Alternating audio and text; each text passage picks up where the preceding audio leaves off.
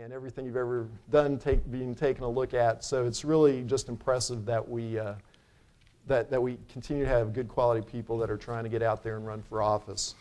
Again, just to remind everyone of the, thank you, remind everyone of the format. The mayoral candidates will have 15 seconds more than the town council, but we'll have the same intro question without a rebuttal, followed by 8 questions after that, where we'll get an initial minute and a half and then a 30-second follow-up after that. By the way, I did try to find one thing humorous. I tried to find a joke that was neutral to both parties and G-rated, and let me tell you, I spent 2 hours before I found one. So this is the closest I could come up with. I've developed a medical condition after watching the last 2 presidential debates over the last 2 terms. I ate a jelly bean after each time a Democrat mentioned Clinton or a Republican mentioned Reagan. As a result, I have type 2 diabetes. All right, gentlemen, we'll go ahead and get started. First of all, and seating in order was by random draw, and Mr. Ross is first. Mr. Ross, why are you running for office, and what do you hope to accomplish if elected? Well, Ken, it came about in the last couple months, really. I really never thought about doing this. I've always been a businessman in Blythewood, but upon retiring, I do have some free time, and some of the very ones of you sitting out there came to me and said, Mike, we want a new leader. And I was honored in that, to just think that I could be that person for Blythewood. I thought about it, prayed about it, and I told him I would. And so that's basically the way it started. And from there, it's kind of caught on. I think we have a true different message from the one that's currently with the town government now. It's very different. There's certainly some great things about our town, but I think it can be better, and that's what we call it, a better Blythewood, and I want to be part of that. I want to lead Blythewood into the future.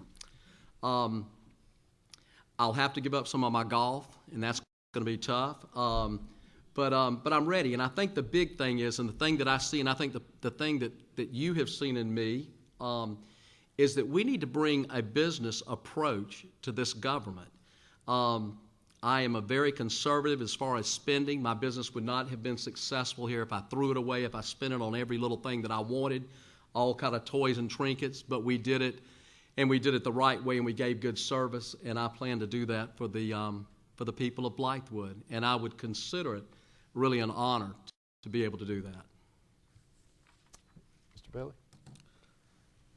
Well, I think I probably need to start a little ways back. In terms of why I'm running again for re-election. First of all, I believe it's everybody's obligation to give back to their community. And it kind of started with me when I was a young man, when I signed up to serve our country. And so it just naturally transferred over into the community. I believe it's important that those folks in the community are represented for what they want. In addition to that, I have a plan and a vision. That vision came about in 2007. I handed that out to let folks exactly know which direction the town was going. In addition to the vision that I laid out, I said, you know what, we need to be able to be held accountable. I thought that for the most part, the town itself needed to, number one, be in charge and frame their future. Frame their future in such a way that we maintain what's important here in Blythewood, and that's the quality of life that we have. But we also need to have the amenities. I think it's on record that this administration has been very conservative, as denoted by the AA rating that we got from Standard & Poor. We're only one of 12 municipalities of over 300 that have that. And you're absolutely right. We do run this like a business. The town is profitable. But also, you got to understand that the monies that the town takes in, we have to be able to give back to the community. And that's a priority. Also, I thought it was important that we become collaborative with other municipalities. And that's why I'm running, to make sure that we continue to have a better Blythewood. Thank you. Thank you. I'm sorry those signs got gone, but I didn't do it. Will you help put them back out? I sold my dark SUV. I sold it today. I am sorry too, Keith. The former Democratic candidate of for governor of Connecticut said, yeah, we wiped out in finance and real estate. But the real problem was our own poor choices. We tried to save cities with ballparks and convention centers. We borrowed like shopaholics. Does this administration know that Richland County wants to build on 400 acres of ballparks in our community? If we go ahead with the full park, we'll wake up with a hangover that our own esteemed pharmacists probably can't provide a cure for. Using taxpayer money to set up charging stations seemed ludicrous, in that most electric cars can only go 35 miles on a charge. Does anyone think there will be a real demand for that? This administration has shown exceptionally poor judgment in setting such ridiculous salaries. Whatever happened to public service? This administration has ignored the public, thrived on secrecy, and like Connecticut, made poor choices. In some cases, choices appear to benefit them personally. Look at the growth of the previous administration. Population multiplied by 3, as did the value of our properties. Those were happy times. No need for deputies to be on duty, no angry crowds. Happy towns bring people and corporations to live and work. The happiest towns are those without debt, even if it happens to be Fargo, North Dakota. A recent survey showed them the 3rd happiest people. Now, if you've lived in North Dakota, you know there's some disadvantages. I am sure that this administration never considered the negative energy under their leadership. I want to be a party to bringing the good times back. I was negligent in one official duty that I had promised to do, so I'm going to quickly correct before we go into the second thing. And everyone was nice enough not to call to my attention, but I'll own it. I forgot to do the formal introduction, so let me, before we get into the rest of the questions, let me go ahead and do that. Starting with Mr. Ross. Mike Ross is a resident of Blythewood community for over 25 years. He's previously owned and operated the Blythewood Pharmacy. He is a charter member of the Blythewood Rotary Club in the Greater Chamber of Commerce. He is a partner in the Professionals of Blythewood, which manages the west side of McNulty Road Plaza. Next to him is Mayor Keith Bailey. Mayor Bailey is currently completing a 4-year term as mayor of Blythewood. He also serves as the mayor pro tem. He served as the mayor pro tem for Blythewood Town Council from 2004 to 2008. Mr. Bailey retired after over 22 years of active Army service. He serves on the board of Gang Out in Hope for Higher Education. Presently, he is the senior Army instructor for JROTC at the high school level. And then Mr. Pete Amos. Mr. Amos specializes in marketing and sales management and spent 12 years in management at the Columbia Foundation as a, and I had to look up how to say this word, and I'm not going to be able to say it, gerontologist. Gerontologist, thank you. Amos served for more, I tried. I even looked it up, dictionaries.com. I had to go to graduate school to learn. Well, thanks. Amos served for more than 3 years in the U.S. Navy with a focus on electronics. He served 1 term on the Blythewood Planning Commission before being elected mayor for the town of Blythewood from 2004 to 2008. So again, thank you for bearing with me on that oversight. For the folks in the audience, a number of the questions that you heard for the town council, folks wanted to also be asked of the mayor candidates. You'll hear a few that you've heard before, but obviously with 8 more questions, you're going to hear some new information as well. So starting with some of the ground we've covered a little bit, one of the big questions that people are concerned about is what will you do as mayor to improve the business climate for the town, both for the existing businesses and to encourage future growth? And Mr. Bailey's questions to you. I think what we can do to actually improve the outcomes of the businesses in town is to continue what we've been doing. The events that we have bring in several folks from all over the region and all over the states, in some cases the United States. So they bring those folks in and they eat and they sleep in Blythewood.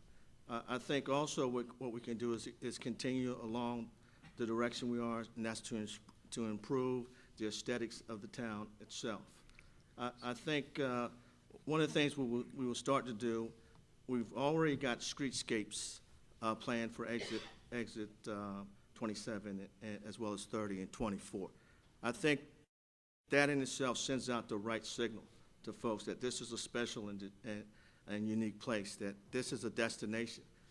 I think so also, in addition to that, we can work hand in hand with those businesses, with the chamber, to see that what types of ideas that they have to bring. Also, we want to address the interior streetscape next. But how do we get there? We get there by what I say, let's make the money multiply. The streetscapes that we have planned are through grants. The outlying streetscapes that we have for the interior, they also will come from grants as well. So we'll leverage our ability to get grants to be able to improve the aesthetics. Thank you. Mr. Emmett? Yeah, it's kind of simple. It's, first of all, really open government. We get fewer angry people if the government's wide open. And I think that's one thing that hurts our town is when we're fussing and arguing with each other. We need to talk to each other. I think it's also good to have an accessible mayor, and those that that knew me as mayor knew that black car was in front and you were welcome at any time, and many of you took advantage of that. One of the things we did to help the businesses too was we put up the billboards up coming out of Charlotte. We wanted to put them for the northbound. We didn't get to do that. There were a lot of things we didn't get done that we wanted to do. But the facts are what they are. When we put those billboards up, we tracked it for 3 months. Accommodations and hospitality business went up 33%. Now, that's a matter of record. You can go back to accounting and find it. Thank you. Okay. Mr. Ross? I think the key with having better outcomes with our businesses is certainly a relationship, and that's town government and its leaders having a relationship with the small businesses in Blythewood. My business had been there since 1986 in the McNulty Plaza, and I can't remember anything really being done as an improvement even to today in the McNulty Plaza area, the McNulty Road area. I have no sidewalks in front of McNulty Plaza. We have no lighting. I think about it, and what I've talked about over all these years is the fact that we could have had sidewalks going all the way down around the McDonald's in front of the Comfort Inn, down the entire shopping center, connecting the library, then going around and connecting Blythewood Road, an entire circle. That could be our town center with great street lights. The whole thing could be right there. It could already be there. Now, there has to be money for that, and I don't have all those answers, but I think it's something that should have been looked into, and that's what would make our businesses more successful, that people could come into those hotels, they could stop at the McDonald's, and they could get out and walk to our other businesses and visit them. So that's what I would do, and that would be one of my real goals, and being still involved in that business area, that would be certainly a priority. Thank you. Mr. Bailey, brief follow-up. Sidewalks. DOT, they control the yard. They control the roads. So, you know, the right-of-way, you can't use monies for that, accommodation monies, to be able to put sidewalks. And you're absolutely right. We want this to be a walkable community, and that's what we're looking at. In terms of an open government, I think we've been more than open. We've had web pages. We've got blogs. We've got the mayor's open door. In addition to that, I visit churches. So consequently, I think we've done a good job. Thank you. Mr. Raymond? I'm fine with their answers. lead and go. Okay. Mr. Ross? Yeah, I would just like to say that I certainly don't want to leave out the role of the Chamber of Commerce. Being a member and a charter member, I think it's just critical that the town works with that chamber. The chamber can be totally involved with the economic development and should be, and we need more. We need more of the small businesses in our Chamber of Commerce, the grassroots businesses that started here in Blythewood, and I think working with, I think as mayor, I would be at every chamber meeting. I'm already a member, so it wouldn't be any big deal. But I would still come, and I would have that voice. It says stop immediately. Thank you. God. Mr. Amos, the next question's to you. This was one of the ones that got a more interesting response from our previous group. Some of the citizens want to see the town of Blythewood remain a small town, and some want to see the town grow. Here then is the question. If a superstore like Walmart or Target submitted a proposal to put a store in the Blythewood Road area, how would you vote for or against such a proposal? I'd vote against it, and for the simple reason we've got a super center just 4 miles down the road. Okay. Anything else? All right, Mr. Ross? Pete, I'm going to take some of your time. No. I think Pete's got that one right on the head. My wife's out here. I got to be careful. Nancy goes down to Walmart sometimes, and we all do. Raise your hand if you've been. No, I'm just teasing. It's a store that we hate it, and then all of a sudden we find ourselves standing in line buying 12 rolls of toilet paper or something from them. But no, the answer is no. And I would think that would be one we wouldn't need a referendum on. I just can't imagine our town. This exit needs to stay like it is. We have one right down the road. We can pass one more and get to it.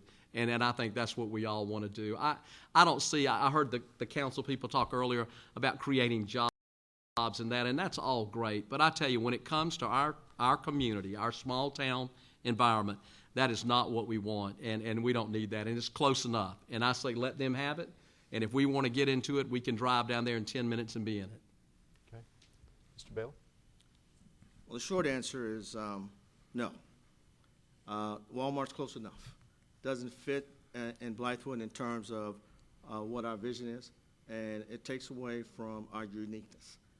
In addition to that, we really want to focus on the types of enterprise or types of commerce that has small niche or boutique types. And we've been talking this for the last 4 years.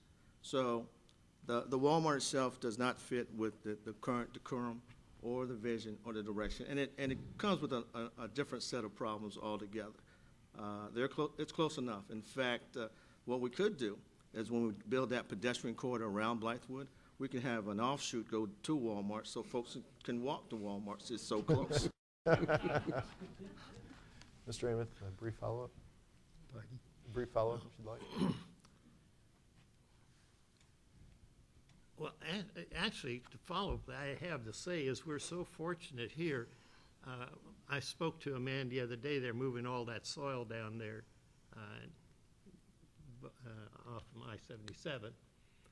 And they say that's going to be sandhills on steroids. Now, sandhills didn't like that, but that's what it's supposed to be. So we're fortunate we don't have to do some of these things. They're done for us. Thank you. I got it. Thank you. Mr. Ross?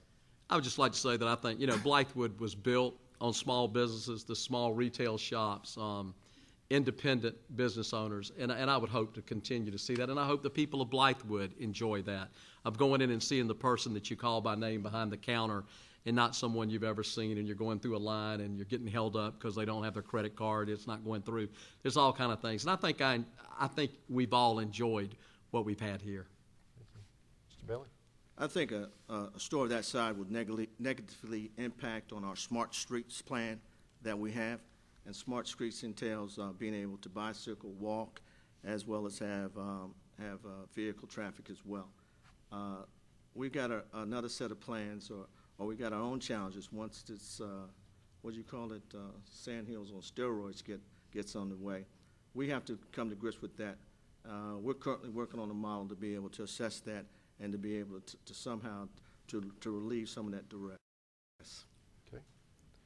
Mr. Ross, the next question is to you. We're going to start covering some new ground here. What are your thoughts on the role that consultants play within the town, and would you increase, decrease, or keep at the same level the current number of consultants and contracts? That's probably the best question I could got to lead off with. And part of my campaign is based on that. I have 5 steps or 5 points in my campaign, and I think one of the very top ones of the priority list is I believe, and again, going back to the business concept of running this town government, I cannot believe, looking through the list of the consultants we have and the amount we have paid them, there has got to be a better way. Now, I don't know if that better way is, it seems like there would be people already in place that can do the things that these consultants would be doing.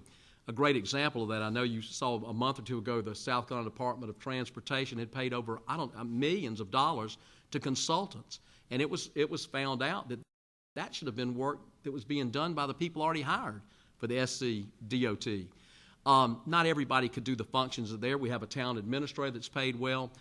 We need some consultants, but those consultants need to be local people. They need to be people that are in our community that might want to volunteer those services, not necessarily be paid. Several people have already come up to me and said, Mike, I would love to help the town. Nobody asked me. It seems like people are getting paid and getting paid very well to lead the direction of our town. It's not our townspeople. And I would certainly be looking at that very closely, and it would be one of the first things. Thank you. Mr. Bailey? Well, we know growth was going to happen.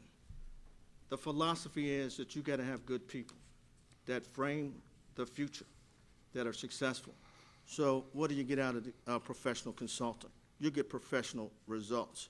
You get someone who's accountable, who in fact impacts your vision or makes sure the vision does what you want it to do. In addition to that, I think what you need to look at, and it's good to always have folks volunteer, but at the end of the day, are you getting what you paid for? Let me give you an example. We got better ordinances than we ever had before. In addition to that, we've got 5 new businesses came, never would have come. The economic enterprise development that we have going on, I think that it's paid dividends. Also, we now have sustainable, and we're using LEEDS type principle to make sure all development does what? Conserves the environment, ensures that the environment's here to pass on to our children as well. So that in itself also reduces costs. Let me give you a final example. Let's say the consultant costs $30,000. We budgeted for $30,000.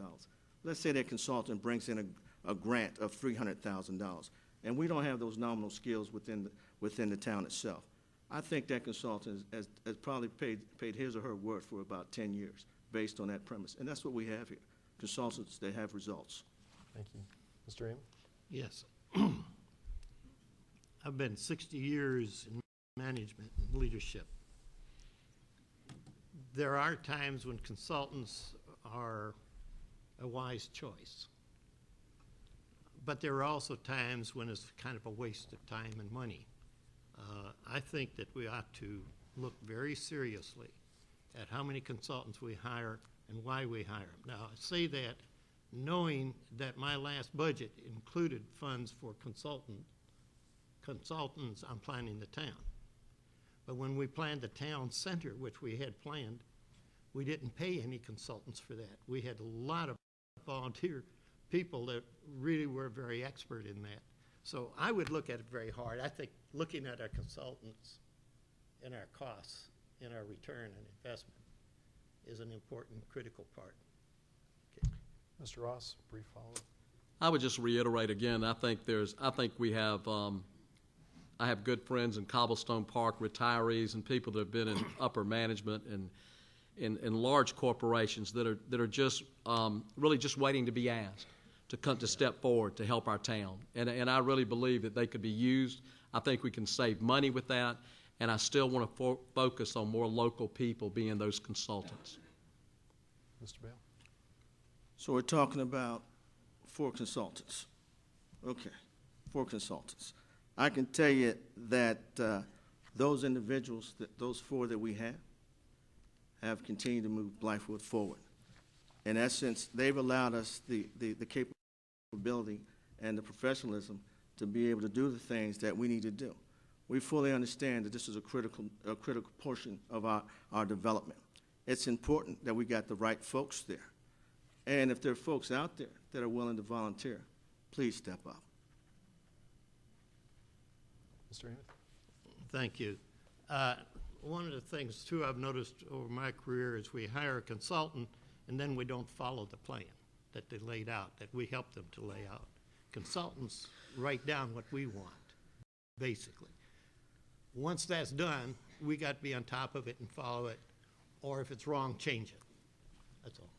Okay, thank you. Mr. Bailey, the next question goes to you. There is a perception that the public and our local papers cannot always get the information they are interested in.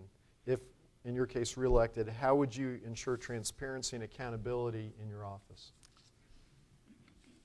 Well, I think we do a pretty good job of communicating. Publish the annual state of the town.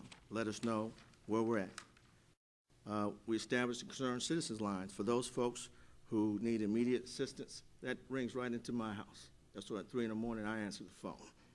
In addition to that, we hold monthly Mayor's Open Door every third Wednesday.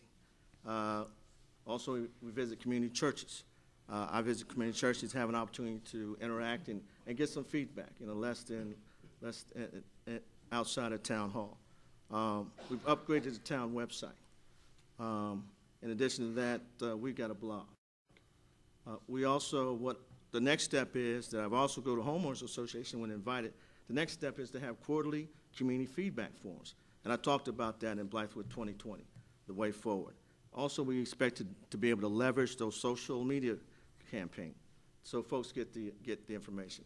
One thing we want to do is develop online citizen surveys on future plans, so those who, in their busy schedule, still have an opportunity to provide input. We will also enhance the dissemination of the e-newsletter.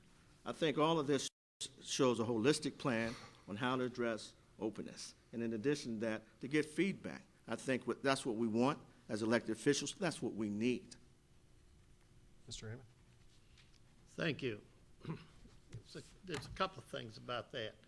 I had a wonderful 4 years as mayor, and my door was always open. I was treated as a full-time mayor. And people came. It was interesting. Other towns came. I was here nearly every day, and I can tell you, I was on the phone at 11 at night for those people that couldn't see me during the day. But the most important part of it, in my opinion, was all of that staff was trained to be servants to the community. That included the resident or the businessman. We weren't there for them to do what our will is. We were there to help them accomplish what they wanted to accomplish. And I think everyone would agree that that town hall was wide open to everybody all the time. Thank you. Mr. Ross? Yeah, I think on communications, it's just got to be an open door policy. I mean, it's got to be open door, and that door doesn't necessarily mean just always to town hall. I mean, that would have to be the door that on 5 Dennis Lane where I live too. I mean, it would have to be, if you need me, you could call me. If you have a concern, it's your town, it's our town, and I would want to listen to you.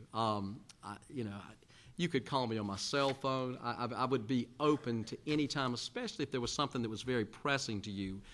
Certainly, you wouldn't have to just wait to come to a town council meeting to try to get up and say what you wanted to say in 3 minutes and not get a response. This would be, I believe I would bring a total openness to the town government in Blythewood. One of the things that I've thought about, which is I really like, and I like that Mayor Bailey had the Tuesdays or whatever day it was, but on Mondays I would have a walk and talk with the mayor, and we would walk the park path. And I plan to lose 60 pounds if you elect me as your mayor, walking and talking to you. Now, I'm serious about this, but it would be, the serious part of it is every Monday at 6 p.m., if you want to come, I'm going to be there, and I'm going to walk. And we'll walk and talk as long as you'd like to. Now, that's as open as it can get. And we'll take that back to the council, and we'll talk about what you talked to me about. So, again, openness, just an open door policy. Thank you. Mr. Bailey?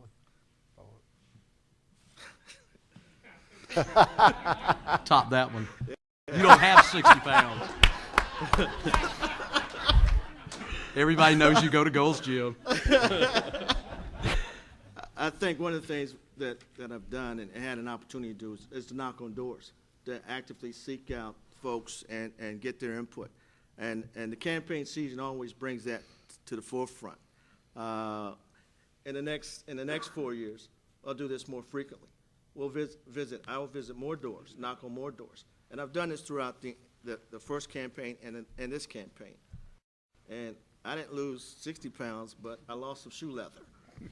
I can tell you that it's been beneficial because folks come in and give me good information when I talk to them, and that's always good. Thank you. Mr. Aaron? Well, I'm happy to say I don't have to walk. If you want to come and talk to me, I can be there at 6 o'clock and we'll find a park bench. How's that? Mr. Ross? Nothing else on that. Just again, I just I can't. These guys are too slim and trim for me. Again, I think it's just important to say you're going to be open, and that's open. That's open at town council meetings. That's open everywhere, and that's what it would be. It would be an open and honest government. All right. The next question goes to Mr. Amos.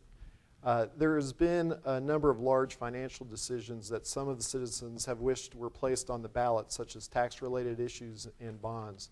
What community decisions do you believe should be placed on ballots for public vote? I was going through some of the planning, and it looks like one of the things we need to give some thought to, this is a strong mayor form of government, and it's sliding toward a mayor or mayor management, council management form of government. Before you can change the government, you got to have an election. You can't just change it because you want to.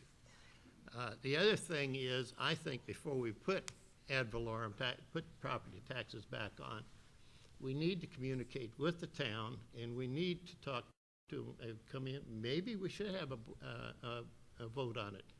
Doesn't seem logical to me that we would do that. You know, we may be in a position where we have to add a tax. Some of the people on the town council today say, well, you won't let us do it, but one of you are going to have to do it one of these days. Well, that may be true. I really don't have the answer to it, whether or not we're going to have to do it. But if we have to do it, I want to be sure the town is well informed as to what's going on and why. And that would start immediately upon my taking office. Mr. Ross? I think that the two things that you just talked about, taxation or bonds being purchased, I think that's, when you talk about debt in the town to that level, I think those are things you have to put a vote to the town. I think that when there's 5 people voting on that, you've got to hope and you've got to pray that you're representing those people like you said you would do it. But on something that important, that's taxation, that's debt, I just feel like it would be better to put it to the vote of the people. The people would come out and they would make the decision, and you would follow through with what the people decided. I see nothing wrong with that. I think it's a great form. I don't know about the expense of it or how it'd be done, but nowadays I would think it would be more important to this town to have that final say-so on such an issue like that it would be the most important thing to do. Mr. Bailey? You know, I was on council when we voted to eliminate taxes. And I clearly understand that those property taxes cause a volatile response in some folks. In terms of putting it back on the ballot, I think before we go down that road, there's some other things you kind of need to know. First of all, there's a lockbox on property taxes, and that process is locked by the state. We cannot put a millage on, and not put it on, and we cannot put it on because the state says you can't do it because it's based on multiplication table of 0 times whatever your millage was. If your millage is 0, it's always going to be 0. So that's not going to happen. And you're absolutely right. That needs to go before the board, before the residents, because we're going to have to fight those guys in court more than likely. They can let us go and give us a pass, or we're going to have to take them to court. I think leadership, you're elected to do a job. You're elected to be a leader.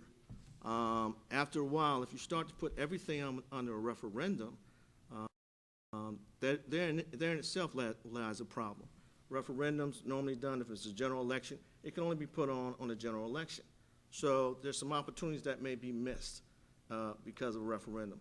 I think if you're elected to be a leader, let's be a leader. Let's be representative of those folks. And what you need to do is tell them in advance what you're going to do so they know what you're going to be leading them to. Mr. Amos, follow up? Yeah, I beg to differ a little bit, I think, and I'm not sure I'm right about this. Once you get into debt, there's a possibility that you can get the opportunity to add property taxes to get out of debt. Otherwise, you're in a dead-end situation. And I don't have that down perfectly by law, but when they were getting us into these debts, that's one thing that was on my mind, was that was what they would do, is run us into debt. Then we could go to the Congress and get permission to go ahead and tax it. I really don't think, I think once you guys, once the citizens elect a council, that they need to pretty much trust what they're going to do, come in and protest if they don't. The biggest problem I see in town government of this size is getting people to come in. Now, we had no fights during my administration period, which was really kind of nice. You know, however, if there is one, we need the citizens to activate and get in there and work with us. It's really important. It's just as important as going out and voting. Thank you. Please, Jim. Mr. Ross? I'll just go back to the fact that we do need strong leaders, and I feel like that I would be one of those, but I would never think that I'd become such a strong leader that I didn't need to hear from y'all, from each one of you. I think that's where I would make those decisions, not on my strong leadership. And I think even council, there are 4 council peoples. We're now 1,340 people. I just don't know how you have the feel for all of those people. And I think on major decisions, again, I would be very supportive. If it's taxation or it's a bond referendum, there's something like that would need to be voted on as a referendum by the people. Mr. Bailey? Let me be clear on this. We're not in debt. And in fact, let's just talk about the $5.5 million for the first phase of Doco Meadows. That in itself, it pays for itself through hospitality and accommodation taxes, 25% from the general. Right now, if there's no growth whatsoever, we can still pay on that particular revenue bond for the next 9 years. So that's never an issue. That will never be an issue because we continue to grow. We're already 2.5 years into that 25-year bond, and having said that, that means that we'll be soluble. I think it's important that, number one, that as leaders, and you talk about strong leadership, that you, in fact, do what you're elected to do. I've talked to folks, and they say, look, don't be coming back to us, asking us. We elected you to do a job. We knew what you were going to do, and I did that on the front end. I make sure it's a written document so they understand exactly what we're going to do. And I think that's important that you do that on the front end. And in fact, folks, then you have something you can grade me by. And that's why I had Blythewood 2020 Clear Vision and Blythewood The Way Forward 2020. Thank you. Mr. Ross, the next question goes to you. What is your view of the current master plan for the town of Blythewood, and what parts of it do you like and dislike? I heard this question asked earlier to the council, the people that were running for council, and I heard one of the people say that it's about 75 pages, and I've looked at it, I've heard about it, I've read about it in the papers. Certainly is something that we needed. I'm glad we have a master plan. I think that anytime you have a plan like that, and you have, I think the difficulty with that is that we have had phases of that plan that should have gone in, and it seems like maybe we've jumped around with the part to make it a more important or to move it to a phase 1, when I strictly, and I'll go back and say this again, believe that the emphasis should have been put on the development more of the center of town being the McNulty Road and Blythewood Road area. I just don't know how we had a master plan. It almost worries me now. I believe in the master plan, there's actually a plan to move the town center away from that. And I think about all these businesses that have been here for all these years, 20, 25 years, that all of a sudden we want, the town says, no, we want a little fancier place over here. What that would do to those independent business owners, when I think the money could have been put in a beautiful location, circular, a great spot where the hotels are, the restaurants are, and all the businesses would be joined. Mr. Bailey? The master plan is 70 pages. I've read it several times. It's got a lot of pictures, so it's not really a hard study, a hard read. We, in fact, have implemented, the town council and myself have implemented the master plan as laid out. It's not a step-by-step process. It's an overall plan. You got to understand that one of the things that you want to do when you have a plan is continue to tweak the plan. It's not locked in stone. There's been no deviation. It talks about the town park in detail. It addresses it. It talks about streetscape on McNulty. It talks about streetscape on the interstate. It talks about streetscape on Main. It talks about streetscape on Blythewood as well. So it addresses marketing. It also tells you about what we will be in the future.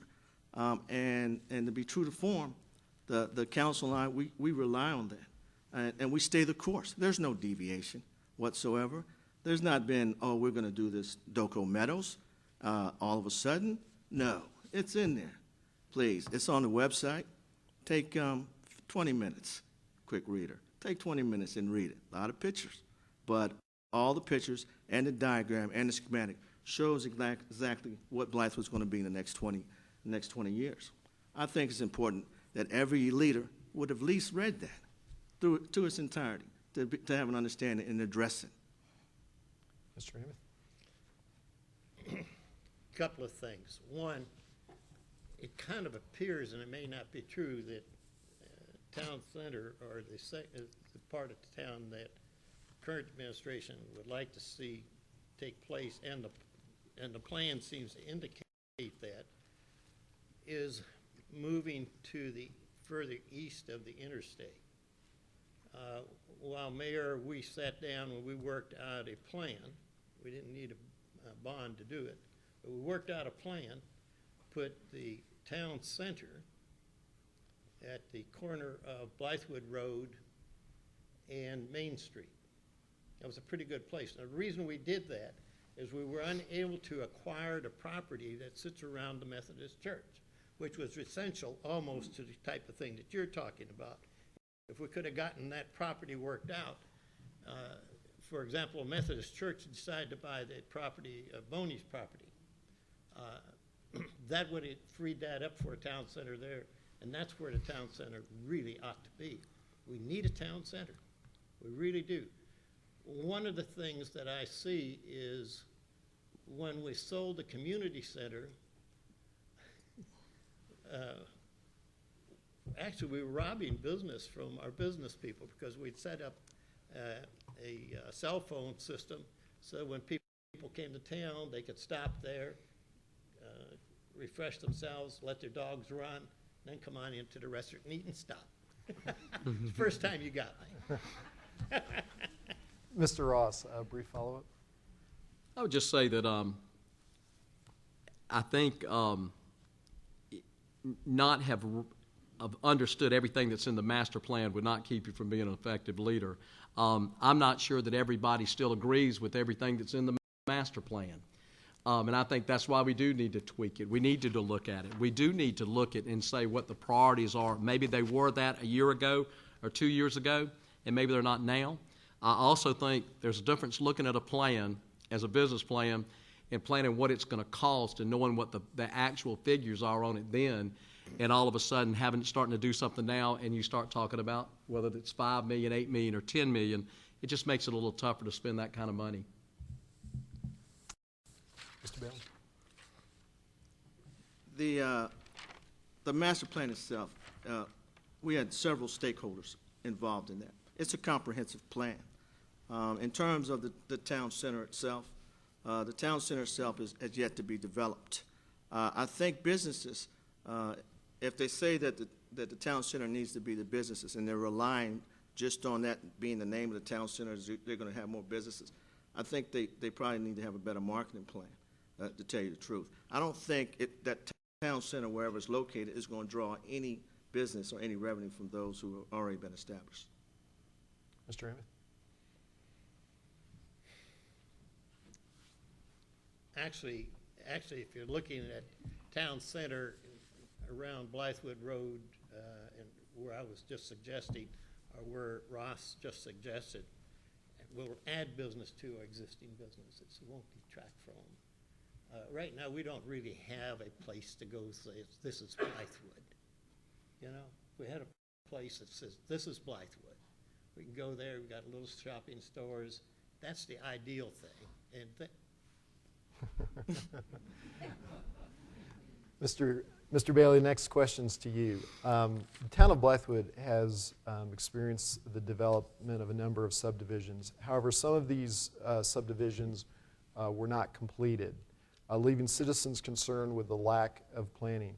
What could be done in the future to try to ensure that we would not have projects that would not be completed such as these? I think one of the things we can do is work with developers, give them an exact plan and specifications in terms of what types of development can go in there. And when I say specifications, I mean dimensional specifications, the pitch and those types of things, to give those type of recommendations. I think what that does, it lets those developers who come in, first of all, to know what the standards are. We're going to continue to have those high standards. Now, I don't think we can control whether they're finished or not, because I don't know if they have enough money or they run into some type of problem in terms of being able to come to closure to that.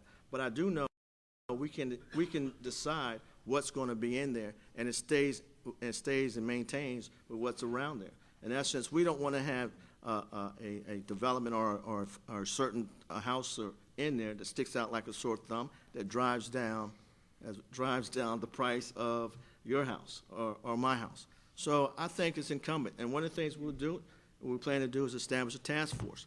And that task force will do what? They will have the developers come in and we will sit down and say, look, right now this is outside of Blythewood.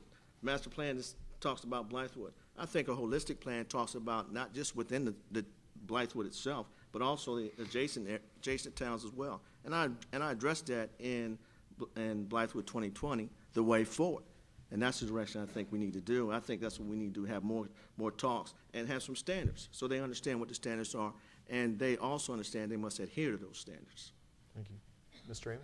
thank you. Joyce Dickerson is here. It's Councilwoman Joyce Dickerson, and we spent some time in Pasadena, all of the county council, and we talked about a circle of interest the town of Blythewood has. In other words, where Richland County was making decisions next door to us, we wanted them to talk with us and so they would understand what we're doing.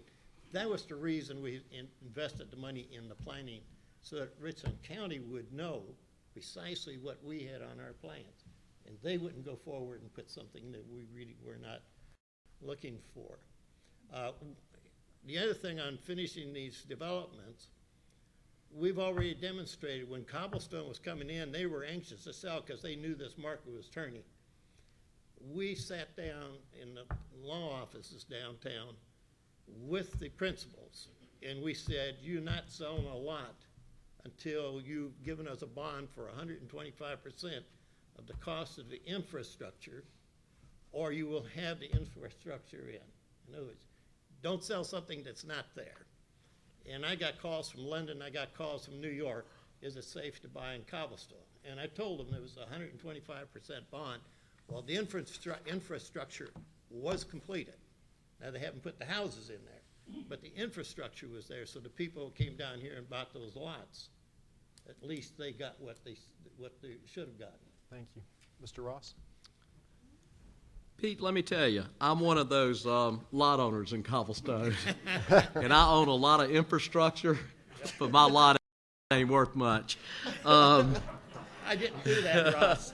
No, but it is a beautiful place, and it's going to be. And I think we talk about all the developments coming, and then they're not finished. But a lot of that is the economy. I mean, a Cobblestone Park right now, if you had, I mean, if you're young or whether you're old and you have children, think about the schools you could go to, the amenities that are in there. That is an unbelievable location. But it's not finished, but it does have the infrastructure, and that was a great thing to get all that done. Again, it doesn't help me any with the value of my lot. I think this is something, and I'm a pharmacist. I don't know everything there is about developing. I haven't developed a lot of property. I own half of a shopping center, but I have some good partners that do a lot of the work. And this is where I would call on a consultant. I mean, we have developers here that you would call on and say, listen, is this the right plan? Is this going to be good for Blythewood? Is this what we need? This would not be something that I would do on my own. It's not my expertise, and it's not my forte, so I would depend on others to help me out. Plenty of people in Blythewood that do a lot of that. Mr. Bailey, follow-up? Infrastructure is good. It really is. Completion of project is better. We can't necessarily impact upon that, but we can, in fact, determine what's going to be there. And I think that's what's real important. In terms of having those individuals, those developers, well, we got plenty of developers, and they call.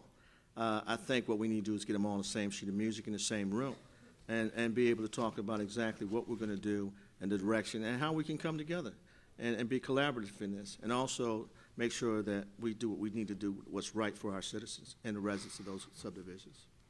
Mr. Amos?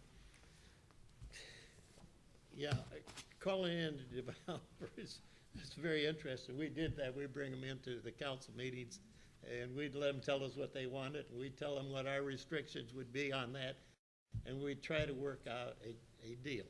Normally, we worked out something that was mutually acceptable.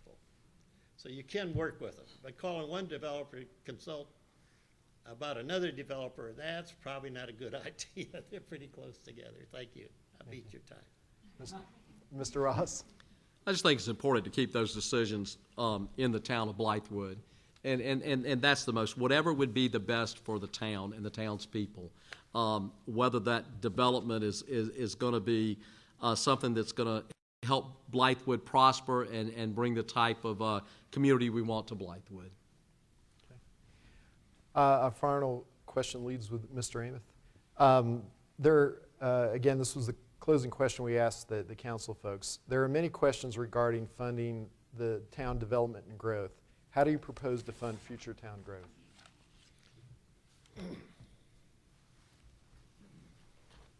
Well, that was the question I asked when I came into office, because we didn't really have any money, and I left $2.5 million. One thing we need to do to fund growth is prepare for growth, and we prepare for growth by preparing our financial statements, by preparing financially, first of all. We can fund, as long as we don't go crazy on this park, because that park is going to be a hangover. Reason is security is going to be a problem out there, and maintenance is going to be a problem. It's expensive. I think we ought to just go on funding the way we have been doing. I don't see any reason to go out and do something very special about funding. Let the businesses fund their projects as well.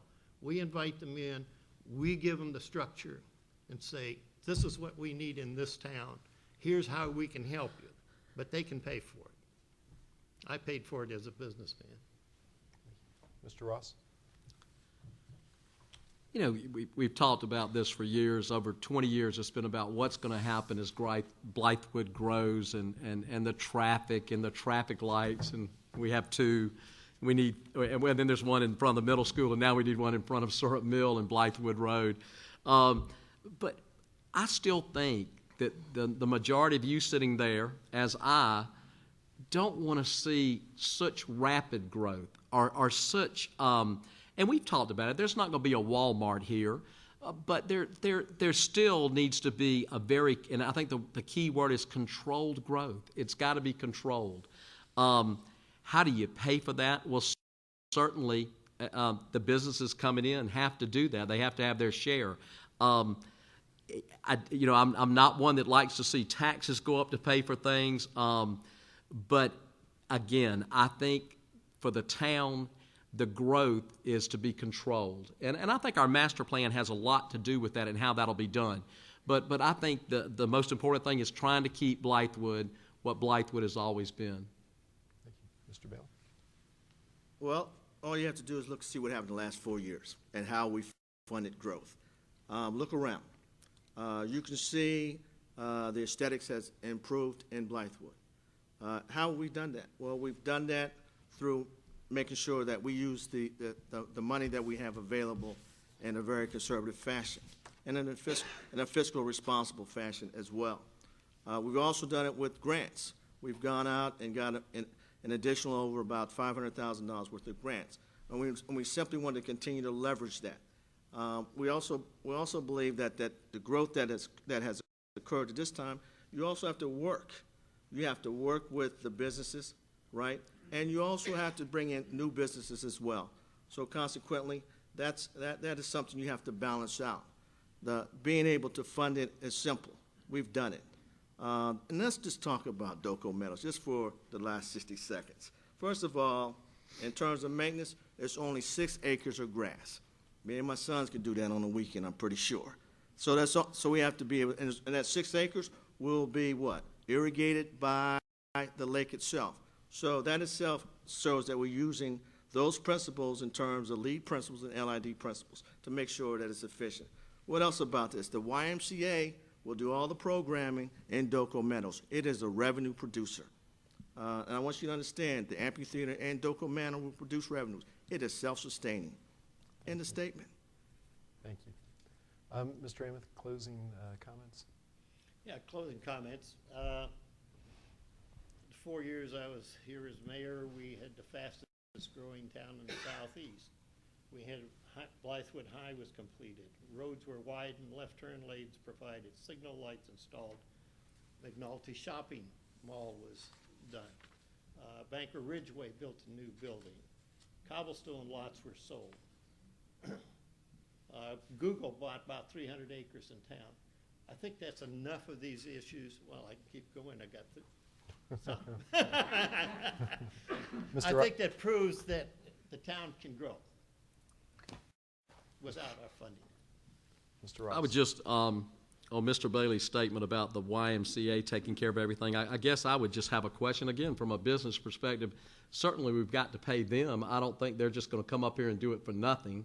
And I don't know how we have projected those numbers out. And I'd like to see how long he and his sons do to cut that grass. No, I'm just kidding you. But again, I think it's easy to say the YMCA is going to take care of it, but it would seem like we've got to be paying them something. And have we determined what that's going to be? Have we looked down the road to say we have that in our budget to be able to do it?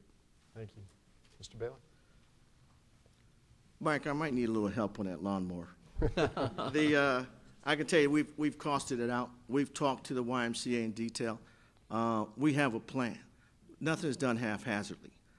In addition to that, we ensure that not only do we have a plan, we continue to tweak it to make sure we're on track. We monitor that to ensure that we reach the desired goals and results. And the gist of the matter is, and I just want to talk, Google got 600 acres, and they came in when we annexed them in, but that's just petty. But anyway, that's just an issue. It's important that you understand we got a plan, we're going to move forward, and we can't ill afford to go backwards. Thank you. Well, as Larry Chavis works his way up here, let me just thank you 3 gentlemen for taking the time out of your schedules to talk with us and let the citizens hear your positions on these issues. And I want to thank all of you all for taking time out of your schedule to be here. It really is important that they know that people care about what the issues are and care about keeping them accountable. So thank you all, especially for being here. So Larry, and let's give them a round of applause. Good thing. I'm out of water.